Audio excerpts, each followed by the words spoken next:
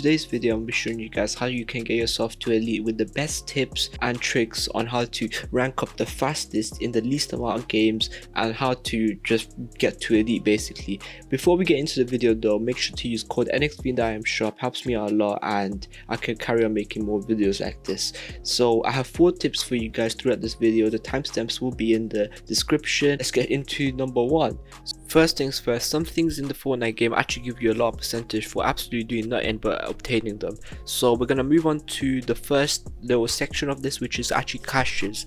Caches, they ping on your map mid-game and you gotta just go to them. They ping it randomly across your map. If you're close to them, then you wanna just go obtain them, activate them, and as soon as they pop out with loot, you can heal or whatever, just carry the loot for example. But as soon as you've done that, you've actually gained yourself a couple of percent. That's all you have to do, just actually go and obtain them and you gain yourself percentage. That's how easy it is basically. The same thing applies to the radio tower. Radio tower gets pinged on your map around start game and you gotta go. People actually landing there, Ritzy, Rivera and Plaza means you'll be next to a radio tower, and when you ping you just go and get it.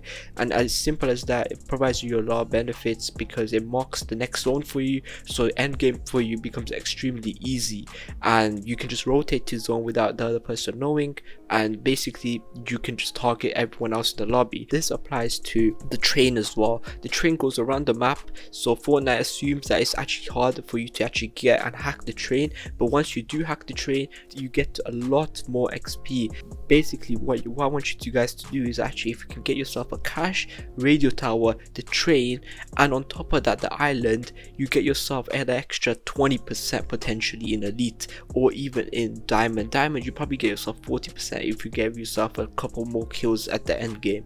With that being said, that brings me on to point number 2.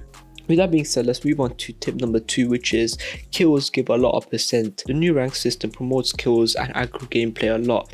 At the start, the kills don't really mean much, but near mid-game and end-game kills give a lot of percentage. For example, getting kills at the start would give you tremendously low amount of percentage than getting kills after top 25, because everyone's looted up and everyone's at the best like capabilities basically. So getting kills at top 25 gives you a ton more percent than, for example, top 50 would. And percentage per kills gets lower and lower as you go through the squad game modes. So as soon as you play duos, trios, squads, solos gives the highest, then the lowest gives by squads. So make sure to keep that in mind, because to get the same amount of percentage you're going to need to get a lot more kills in squads, for example. However, that brings me down to point number 3, which is it's easier to rank up in duos and trios and squads because you got your teammates to back you, and it is easier because it's less stress free and the players are usually worse because someone's probably getting carried as their friend group or something. So it is a lot easier to get kills. That means it's a lot easier to rank up. However, it is slower because the percentage you gain per decreases. So basically you gotta make sure to get a lot more placement consistently, get a lot more kills consistently, and rank up slowly, but you will be ranking up at the end of the day. However, I do recommend playing solos, but if your mechanics ain't good, or if you're not box fighting is not good, then I recommend playing Raiders V4 mechanics map and Mortar's box fights, because they help your box fighting skills and fighting skills a lot more.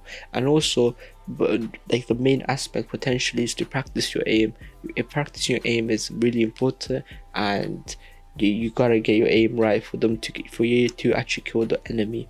And this is our last tip, which is to play loads, because it is going to take you time to actually rank up. It's not going to happen overnight, and when you do die from enemies, make sure to learn from what you could have done differently, so the next time that you don't make the mistake again. And when you do that, just carry on like in your back of your head thinking what you could have done better, then the next time you're in the same situation you know what to do.